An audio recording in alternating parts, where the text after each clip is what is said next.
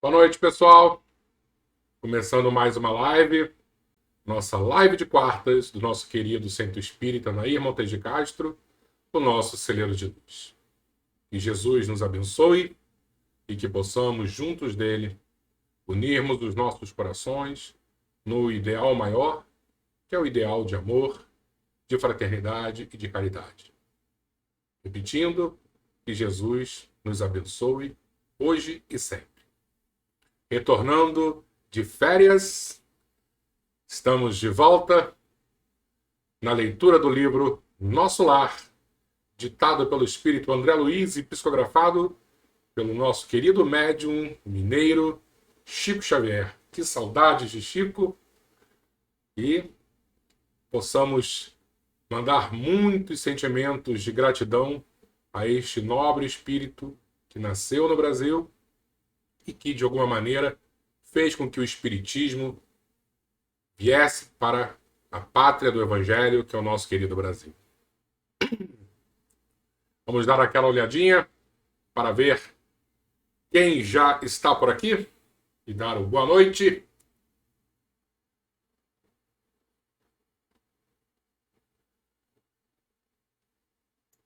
Edson Mota, muito boa noite. Tudo bom, Luciana Carvalho? Boa noite para você. Olá, Lúcia Regina. Muito boa noite. Todos muito bem-vindos aqui, hein? Depois de 2 semanas de ausência, a turma já comparecendo. Albertinho, meu irmão, muito boa noite para você. Vamos falar, sim, hoje sobre pensamento. Exatamente, Albertinho.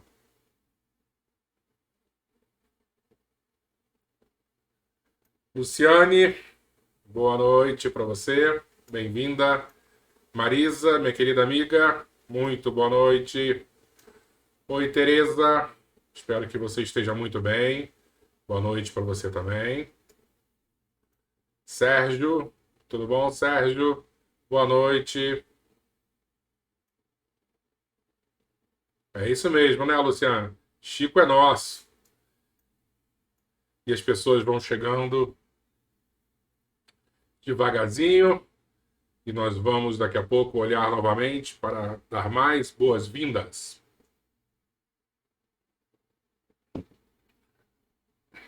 Oi, Denise, boa noite. Amanhã, se Deus quiser, estou com a sua filha na reunião de quinta-feira. Oi, Doriane, boa noite. Eu também senti muita falta, Doriane. Estava viajando, mas dava quarta-feira, assim, me dava uma saudade enorme do nosso eventinho aqui.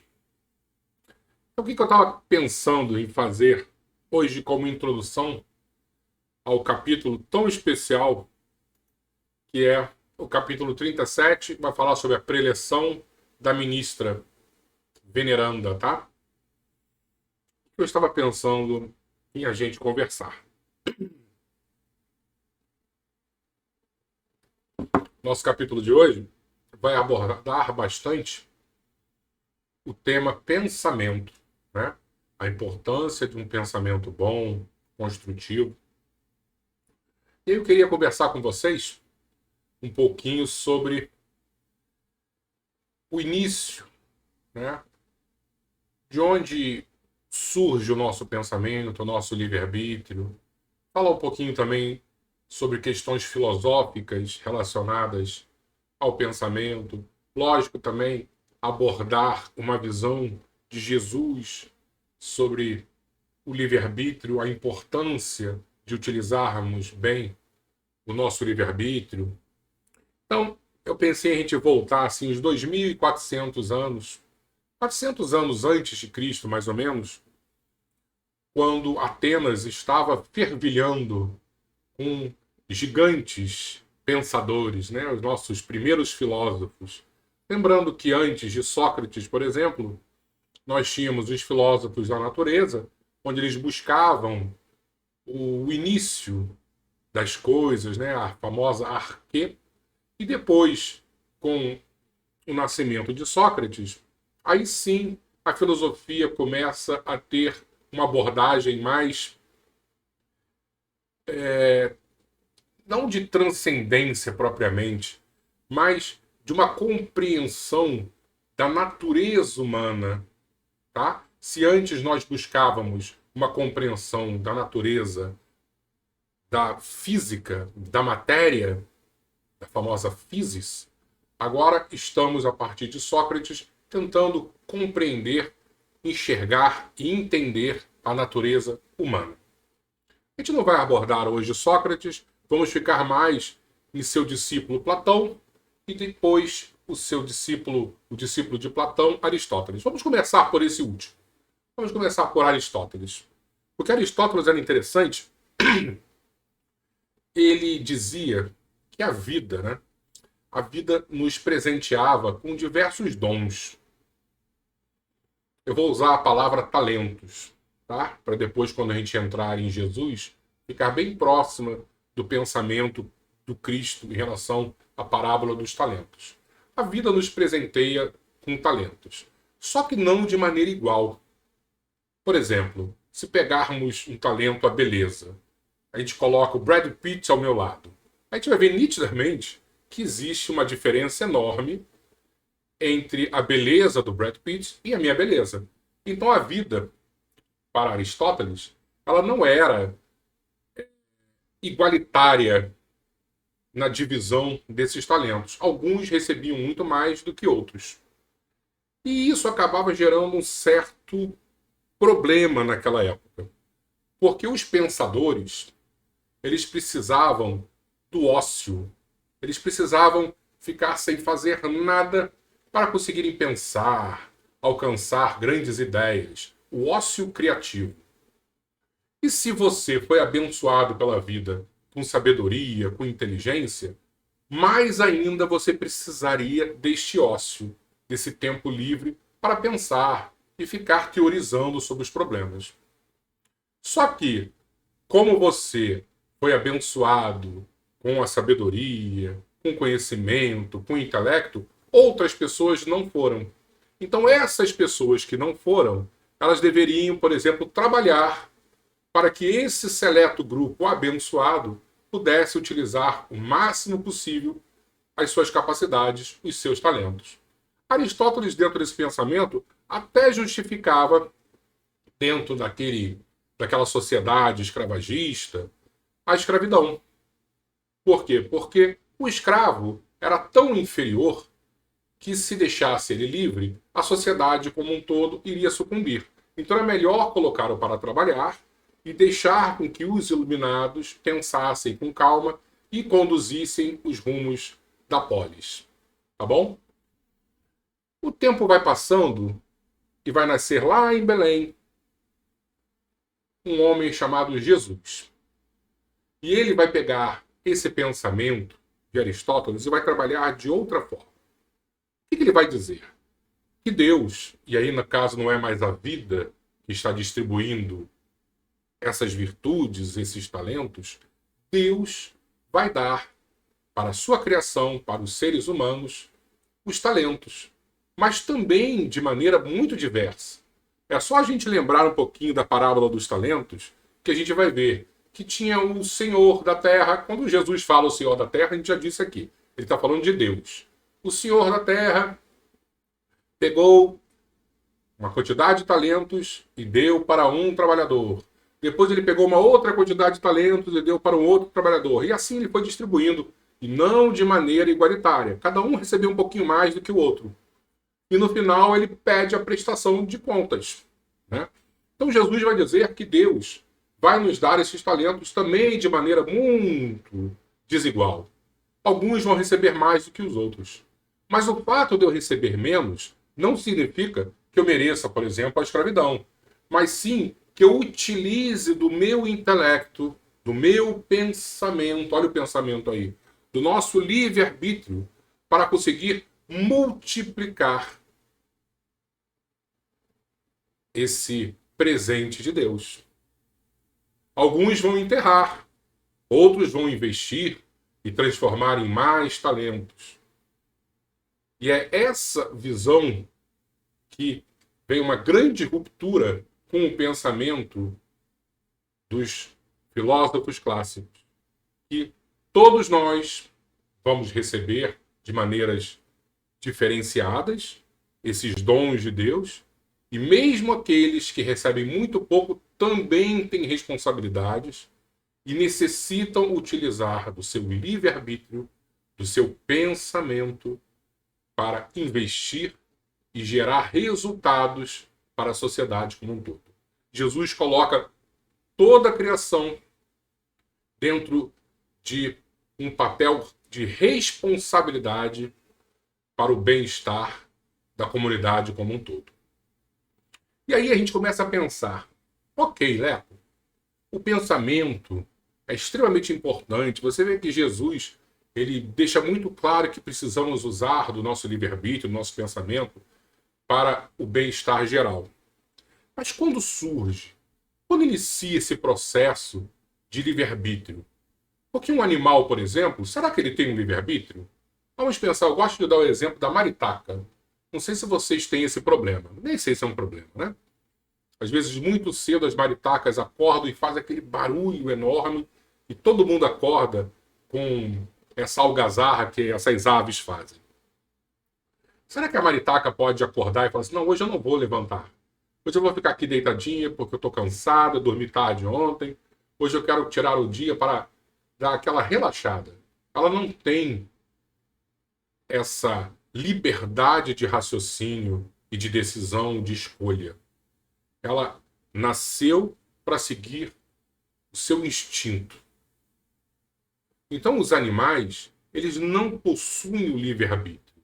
Eles não têm escolhas.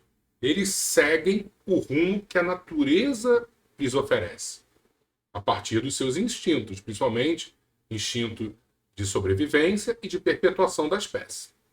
Mas chegou um momento na história da humanidade onde o tal do Homo sapiens, que já era um ser bem diferenciado do resto da criação, e aí está dizendo assim, em torno de 70 mil anos atrás, que uma modificação no seu cérebro fez com que ele começasse a tomar decisões muito mais acuradas, muito mais específicas. E é aí que a gente começa a reparar o surgimento do livre-arbítrio. Porque antes desses 70 mil anos, o Sapiens, como eu disse, era muito superior, por exemplo, ao chimpanzé, o seu primo mais próximo, mas ao mesmo tempo com grandes limitações cognitivas. Aí uma mutação acontece, Emmanuel deixa muito claro que essa mutação não foi organizada da Terra, mas sim do plano espiritual, para que a Terra refletisse essa expansão de inteligência, e aí nós começamos a ter o nosso livre-arbítrio. Como é que a gente sabe que foi 70 mil anos atrás? Então eu peguei umas imagenzinhas aqui que são interessantes para a gente. Deixa eu achar aqui. Por exemplo, imagina que 80 mil anos atrás, as ferramentas utilizadas pelo Homo sapiens eram muito rudimentares. E aí, a partir de 70 mil anos atrás, em diante, as ferramentas começaram a vir com muita especificidade, cada uma servindo para algo diferente. É como se o Sapiens agora pensasse, olha, eu preciso abrir esse tipo de animal que tem um couro mais espesso. Então eu vou usar essa aqui que é mais fininha. Esse aqui precisa de algo mais delicado, porque eu preciso cortar a lã da ovelha. Então está entendendo que eles começaram a pensar e dá para identificar, em cima dos achados arqueológicos, o período exato que essa mutação aconteceu no cérebro dos sapiens? Então, 70 mil anos atrás, por exemplo, 80 mil eram 3, 4 tipos de ferramentas, e depois, quando chegou 70 mil anos, viraram 20, 30, 50 tipos de ferramentas. Uma outra coisa que é impressionante, que também coincide com essa data, são as nossas artes rupestres, né? Aquelas pinturas que os homens da cavernas eles tinham. Deixa eu achar uma aqui para vocês. Olha, essa aí é bem antiga, tá? Vamos supor que fosse 80 mil anos atrás. Essa até a gente consegue fazer, né? Eu não consigo porque eu sou muito ruim, mas é mais simples, né? A gente vê nitidamente que a capacidade artística do Sapiens era uma. E aí, depois dessa revolução cognitiva, depois dessa mutação no cérebro, que aconteceu mais ou menos 70 mil anos atrás, olha o que nós temos. Nas cavernas, algumas cavernas na França, né? Eles encontraram pinturas assim. Nós conseguimos perceber nitidamente que houve um avanço cognitivo gigantesco na capacidade intelectual, artística, motora. E com isso, a gente consegue perceber que o ser humano, com essa nova capacidade, essa capacidade de raciocínio mais acurado, mais focado em artes, um pensamento mais matemático, ou muitas das vezes também que os nossos antropólogos falam que essa revolução cognitiva permitiu que o Sapiens começasse a pensar de maneira mais subjetiva também, porque antes eram muito pragmáticos em cima da sobrevivência, em cima dos seus instintos básicos. E agora, com essa revolução, com essa mudança no cérebro, eles começaram a se reunir ao redor das grandes fogueiras e conversar a respeito do futuro, olhar para o céu, ver as estrelas e imaginar que existe uma divindade. É como se Deus desse a oportunidade. Agora vocês podem pensar e me compreender. Só que ao mesmo tempo que eles dominaram o fogo para esse tipo de evento noturno, nós sabemos muito bem que a intelectualidade levou esse fogo a se transformar numa bomba atômica. O que o livre-arbítrio, o que somente a intelectualidade nos permitiu? Pegar algo extremamente importante que é o fogo e transformar numa bomba de destruição em massa. E aí o ponto mais que nós devemos fixar hoje é: adianta pegarmos o nosso livre-arbítrio, pegarmos o nosso pensamento e irmos numa direção equivocada, numa direção de destruição, apenas focar na intelectualidade e esquecermos dos sentimentos, esquecermos da bondade, esquecermos do amor? Então Emmanuel deixa muito claro no livro Pensamento e Vida, também psicografado por Chico Xavier. Vale muito a pena a gente parar um dia assim para procurar esse livro, dar uma lida, porque ele vai dizer exatamente o efeito que a bondade nos nossos pensamentos proporciona. Se nós temos uma intelectualidade já desenvolvida, é aquela asa do anjo, né? Nós precisamos da outra asa, a asa da bondade. Senão não vamos conseguir voar, não vamos conseguir alcançar as alturas. Precisamos desse equilíbrio da intelectualidade, que sempre virá à frente, mas precisamos, muito importante, da asa da bondade.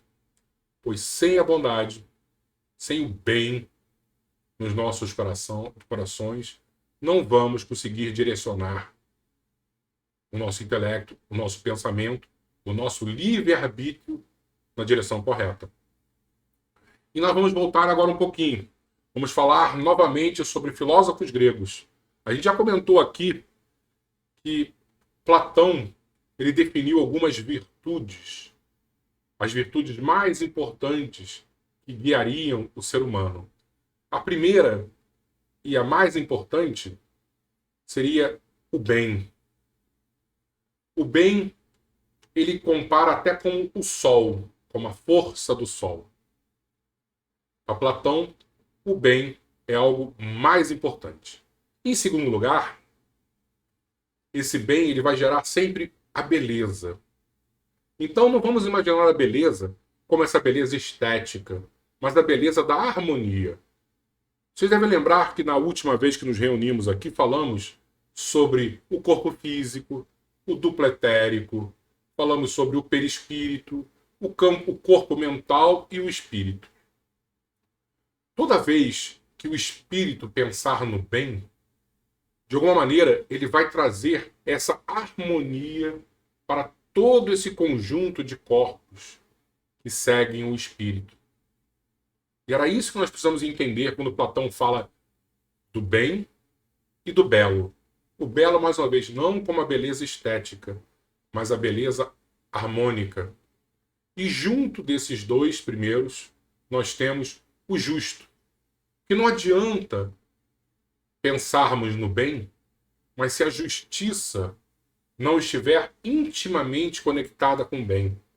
O nosso pensamento precisa ser bom, focado no bem, mas também precisa ser justo.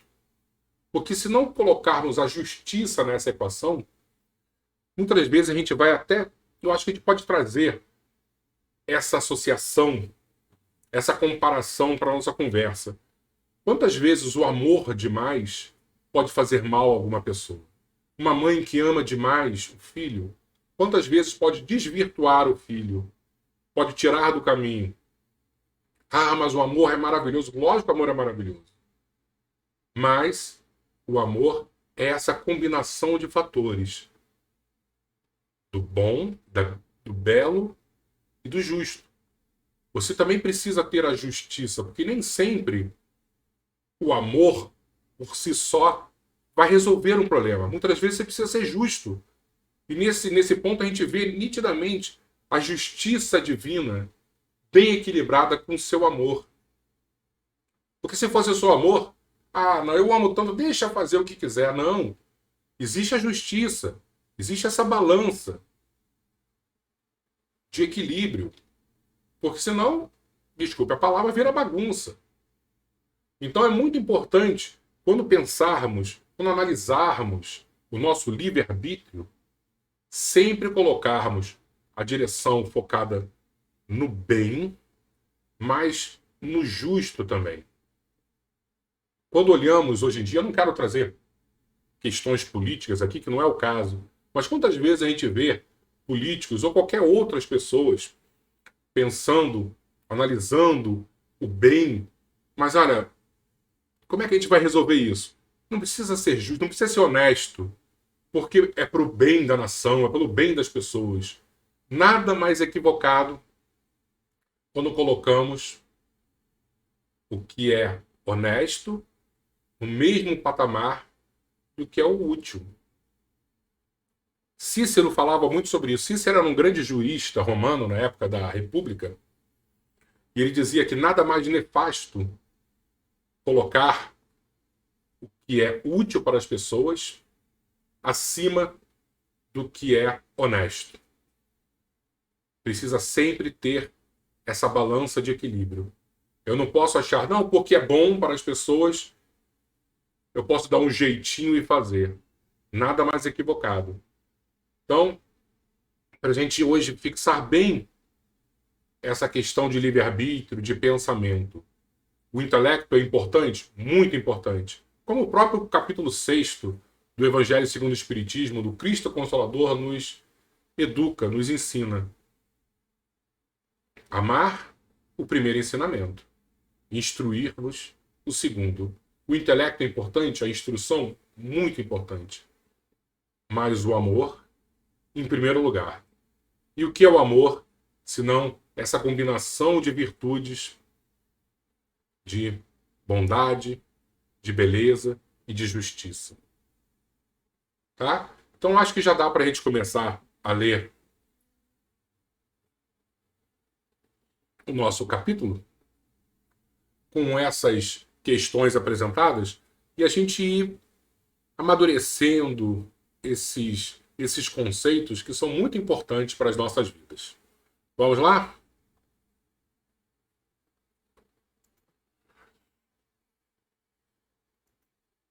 A preleção da ministra.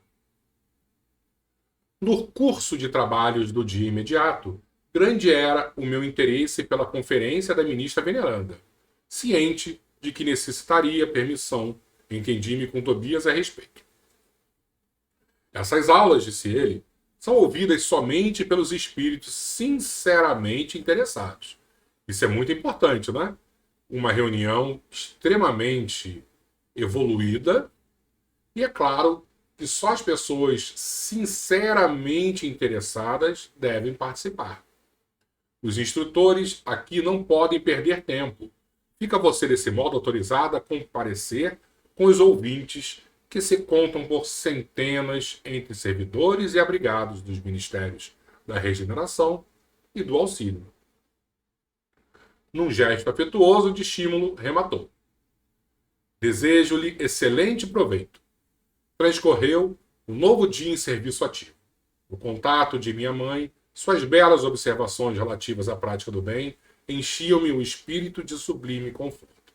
Lembrando que ele, no capítulo anterior, ele havia se encontrado com a mãe através do sonho. A princípio, logo após o despertar, aqueles esclarecimentos sobre o bônus horas me haviam suscitado certas interrogações de vulto. Como poderia estar a compensação da hora afeta a Deus? Não era atribuição do administrador espiritual ao humano a contagem do tempo? Isto é, será que essa contagem do tempo aí não era para a gente estar contabilizando? É Deus que tem esse controle? Tobias, porém, esclarecera minha inteligência faminta de luz.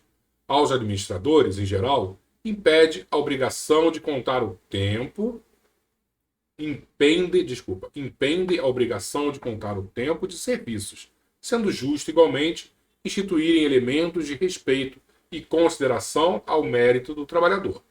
Mas quanto ao valor essencial do aproveitamento justo, só mesmo as forças divinas podem determinar com exatidão. Isto é, eu posso estar 10 horas por dia sentado numa mesa de trabalho. Esse número é fácil você descobrir. Mas quanto tempo realmente dentro dessas 10 horas eu estou focado no bem, querendo ajudar ao próximo? Isso só Deus é capaz de contabilizar. Há servidores que, depois de 40 anos de atividade especial, dela se retiram com a mesma incipiência da primeira hora, provando que gastaram tempo sem empregar dedicação espiritual, assim como existem homens que, atingindo 100 anos de existência, dela saem com a mesma ignorância da idade infantil. Tanto é precioso o conceito de sua mãe, disse Tobias, que basta lembrar as horas dos homens bons e dos maus. Os primeiros transformam-se em celeiros de bênçãos do eterno, os segundos em látigos de tormento e remorso, como se fossem antes malditos. Cada filho acerta contas com o pai, conforme o emprego da oportunidade ou segundo suas obras. Muito da parábola dos talentos, né? Nós vamos acertar as contas com o pai, de acordo com as nossas obras, de acordo com o investimento do nosso tempo. Essa contribuição de esclarecimento auxiliou-me a ponderar o valor do tempo em todos os sentidos. Chegada a hora destinada à preleção da ministra, que se realizou após a oração vespertina, dirigi-me em companhia de Narcisa e Salúcio para o grande salão em plena natureza. Verdadeira maravilha o recinto verde, onde grandes bancos de relva nos acolheram confortadoramente. Flores variadas, brilhando à luz de belos candelabros, exalavam um delicado perfume. Calculei assistência em mais de 1000 pessoas. Na disposição comum da grande assembleia, notei que 20 entidades se assentavam em local destacado entre nós outros, e a eminência florida, onde se via a poltrona da instrutora. Uma pergunta minha, Narciso explicou. Estamos na assembleia de ouvintes. Aqueles irmãos que se conservam em lugar de realce são os mais adiantados na matéria de hoje, companheiros que podem interpelar a ministra. Adquiriram esse direito pela aplicação ao assunto, condição que poderemos alcançar também por nossa vez. E nada mais justo, né? Alguém extremamente importante falando, quem vai poder interpelar, perguntar, são as pessoas com a maior capacidade de conhecimento. Porque imagina, eu chego lá, acabei de chegar, fazendo aquelas perguntas bobas, infantis, não dá para perder tempo com isso. Claro que depois eu vou perguntar para alguém, olha, eu fiquei com dúvida nisso, alguém vai me orientar. Mas não é para perguntar eu Acabei de entrar no ônibus, já quero sentar na janela e fazer pergunta para o motorista? Não. Tem que ficar lá atrás, aguardar o meu espaço, aguardar o meu crescer intelectual e principalmente moral para conseguir alcançar esse lugar de destaque. Não pode você figurar entre eles? Indaguei. Não. Por enquanto, posso tentar-me ali somente nas noites que a instrutora verse o tratamento dos espíritos perturbados. Há, porém, irmãos que ali permanecem no trato de várias teses, conforme a cultura já adquirida. Muito curioso, o processo aduzido. O governador prosseguiu, a enfermeira explicando. Determinou essa medida nas aulas e palestras de todos os ministros, a fim de que os trabalhos não se convertessem em desregramento da opinião pessoal, sem base justa, com grave perda de tempo para o conjunto. Quaisquer dúvidas, quaisquer pontos de vista verdadeiramente úteis, poderão ser esclarecidos ou aproveitados, mas tendo em vista o momento adequado. Foi o que eu falei. Depois, alguém vai me orientar, mas não naquele momento específico. Mal acabaram de falar, e eis que a ministra veneranda penetrou no recinto em companhia de duas senhoras de porte distinto, que Narciso informou serem ministras da comunicação. Veneranda espalhou com a simples presença enorme alegria em todos os semblantes. Não mostrava a fisionomia de uma velha, o que contrastava com o nome. Sim, um semblante de nobre senhora na idade madura, cheia de simplicidade, sem afetação. Depois de palestrar ligeiramente com os 20 companheiros, como a informar-se das necessidades dominantes da Assembleia em geral, com relação ao tema da noite, começou por dizer: como sempre, não posso aproveitar a nossa reunião para discursos de longa tiragem verbal, mas aqui estou para conversar com vocês, relacionando algumas observações sobre o pensamento.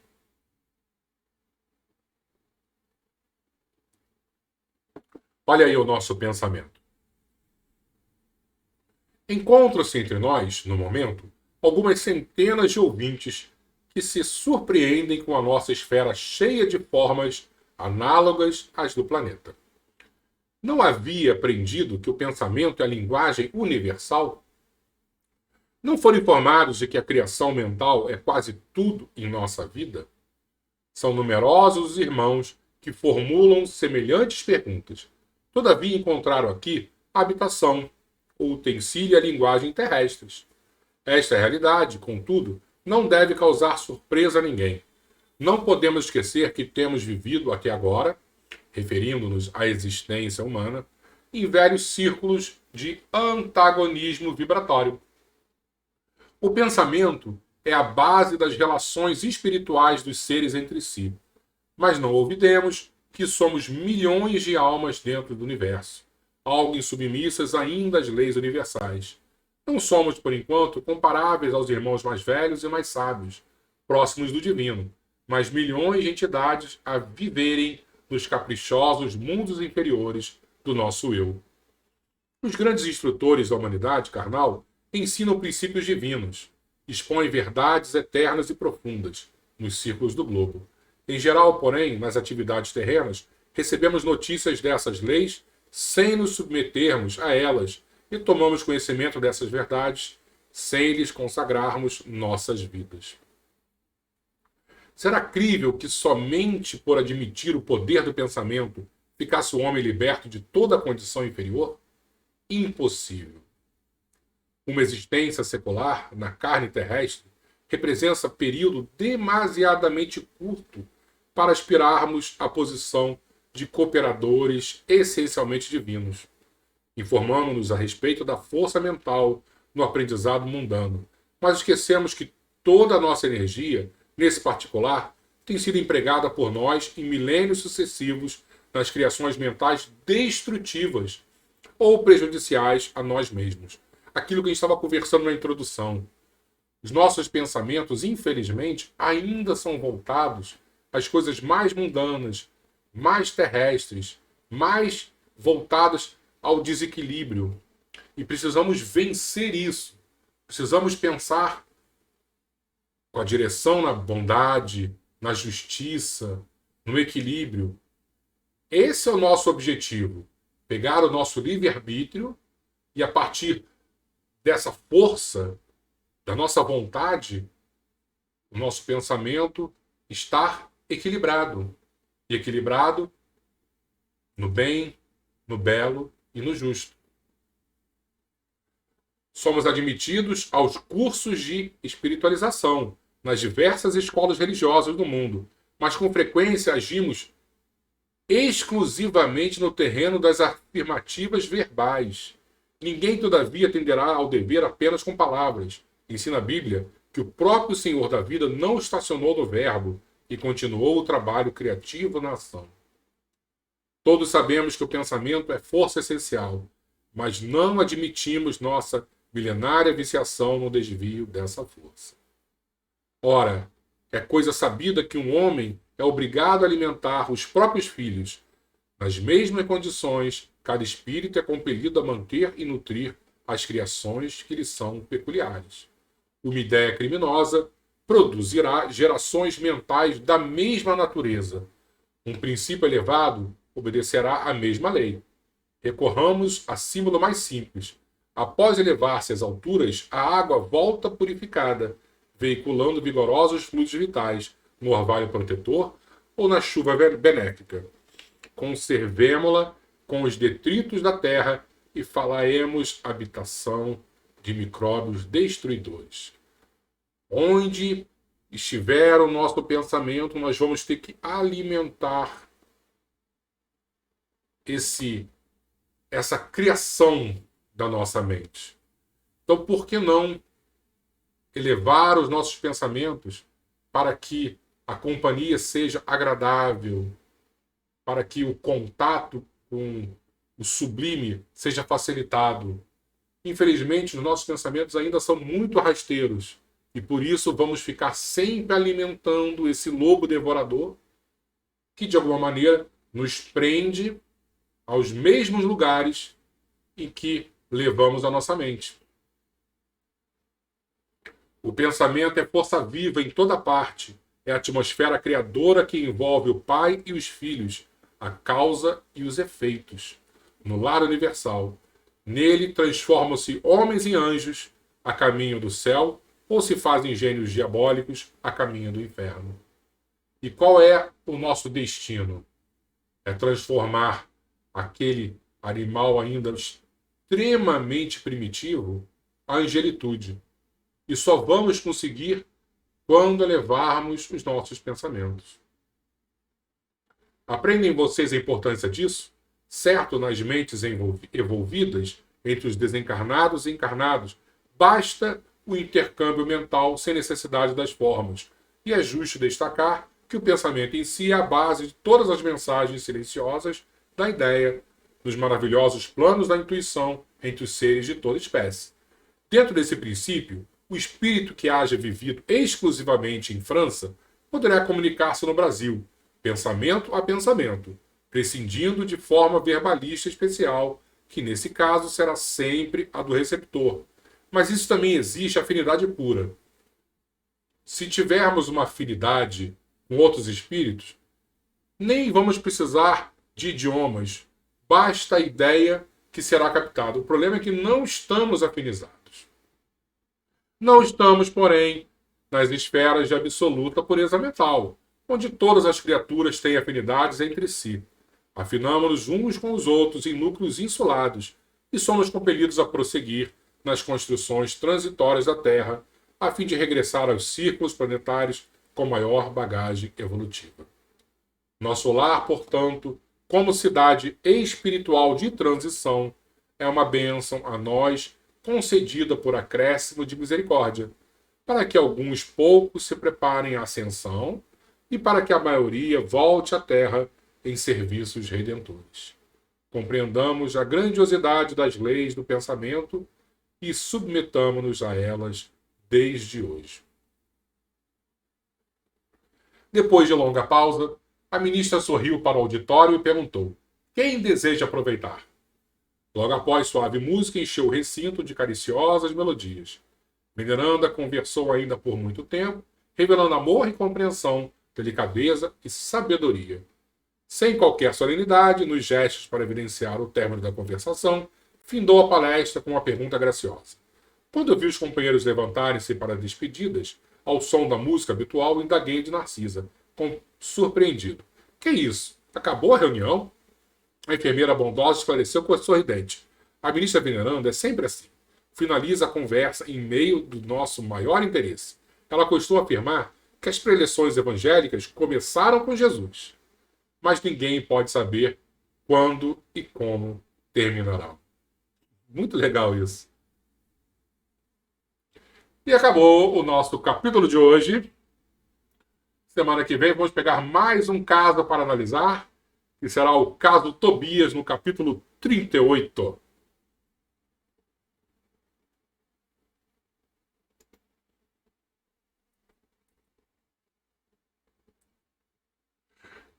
Bebi uma aguinha.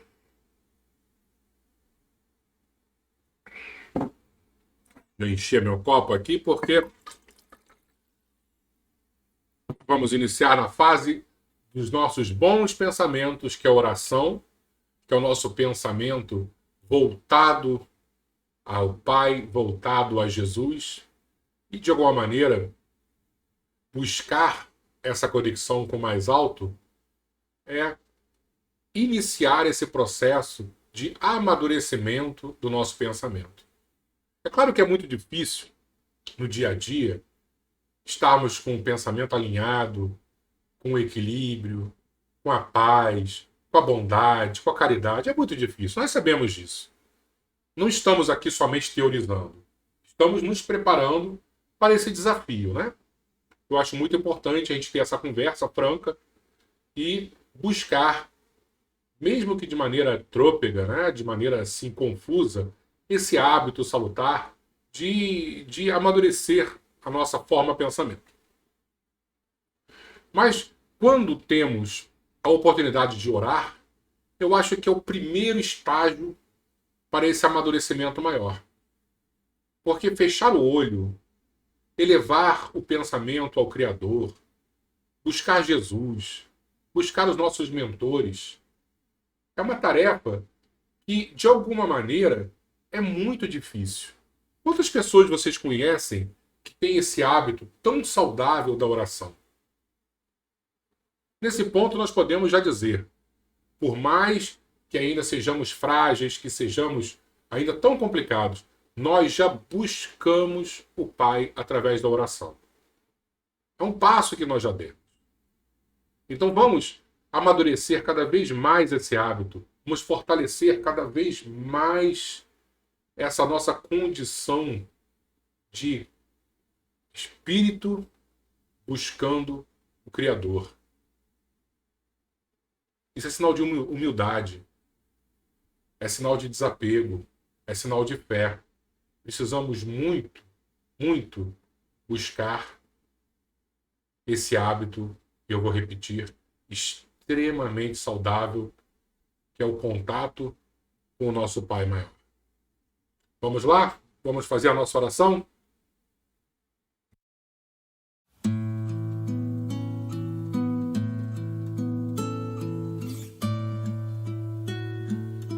Então vamos fechar os nossos olhos,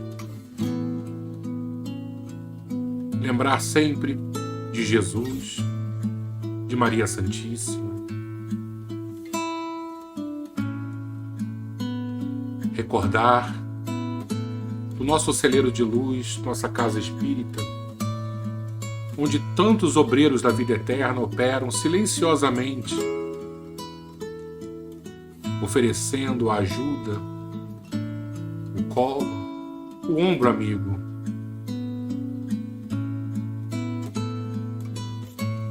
Pensar é uma dádiva que Deus nos ofereceu. E pensar no Pai como o ser que nos ama, o ser que nos abençoa, que nos oferece inúmeras oportunidades, é retribuir de maneira muito simples, mas é retribuir ao Pai esse amor. Deus Pai de infinita misericórdia, hoje lembramos de Ti como aquele progenitor que recebe o filho, que volta ao lar cabisbaixo, humilhado, sofrido, envergonhado. Lembrar de Ti é recordar da parábola do filho pródigo, que volta ao lar e é recebido por Ti com o seu acréscimo de misericórdia e infinito amor. Possamos ter a certeza de que, onde estivermos, quando estivermos, estaremos juntos de Ti com o pensamento: ó Jesus, seja feita a Sua vontade sempre, e que todos nós possamos encontrar o caminho de volta ao lar. Assim seja, Senhor. Muito obrigado, fica conosco hoje e sempre. Graças a Deus.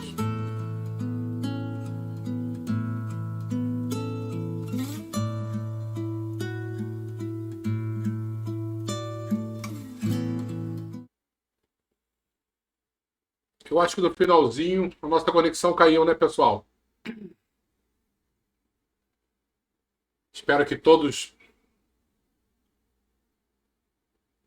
tenham conseguido, em seus lares, lembrar de Jesus, lembrar desse Deus que é infinito amor e bondade, e fortalecer esse laço de carinho, de amor, de respeito, de admiração que todos devemos ter com o nosso grande Pai maior.